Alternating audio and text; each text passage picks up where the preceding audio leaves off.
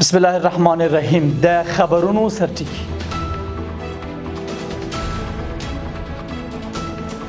د هیواد په سویل لویدیځ کې د سترو سړک جوړونې پروژو څخه د ټولګټو وزیر لیدنه. د هرات مزار شریف اوسپنې پټلۍ پروژې د چټکتیا په اړه د ایران او افغانستان استازو ټینګار. او ایران او امریکا د جګړې پر پای د هورمز تنګي پر پرانیستلو هوکړې ته ورسېدل. د لوی مهربان خدای په سپېڅلي نامه درلودونکو سلام د نن ورځ خبرونو څخه ښه راغلاست. د دوشنبې د غبرګولې میاشتې 15 منټه ده. زه یم دا بشپړ خبرونه دي. د ټولګټو وزیر مولوي محمد عیسی ثاني جنوب لویدیځ زون ته د خپل کاري سفر پر مهال د کندهار هلمند لویه لارې د ترمیم او بیا رغونې او د ګریشک مساکلات سړک د رغونې پروژو له کاري بهیر څخه لیدنه کړې. ټولګټو وزارت وایي چې ښاغلي ثاني د یادو پروژو مسؤلینو ته سپارښتنه کړې چې چارې پر ټاکلي وخت او معیاري ډول بشپړ کړي. د وزارت په وینا د کندهار هلمند لویه لارې دغه برخه د 15 کیلومتره په اوږدوالي سره د کندهار ولایت د باغپل له سیمې څخه پیل او د هلمند ولایت تر 2 لارې سیمې پورې غځې شي.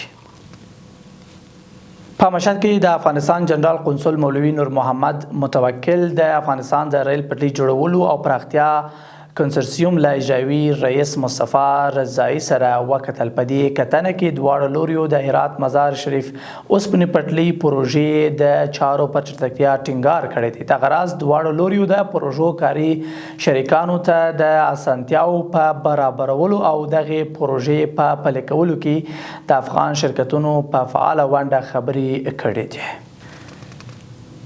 د کډوالو او رسنیدونکو چارو وزارت وایي چې د روزګان د کډوالو په ښارګوټه کې 140 راستنې شوي هیوادوالو ته د 140 استوګنیزو نمرو د ویش لړۍ پیل شوې ده. د وزارت په وینا یادې ځمکې د روزګان د کور او ښار جوړولو ریاست له لوري د راستنې شوي هیوادوالو د بیا میشتنې او هوساینې په موخه ویشل شوي دي.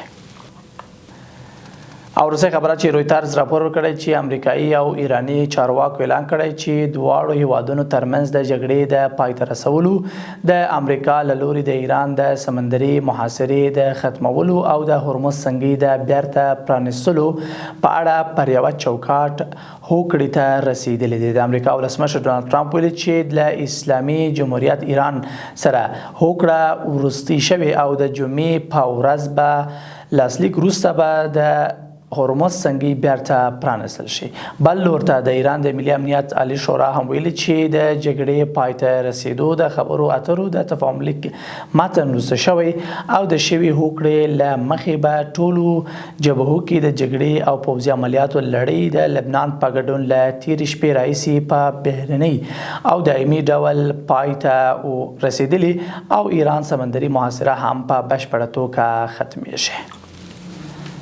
قدرمندونکو له ملتیا مو مننه. تر بیا ښه وخت او ښې چارې.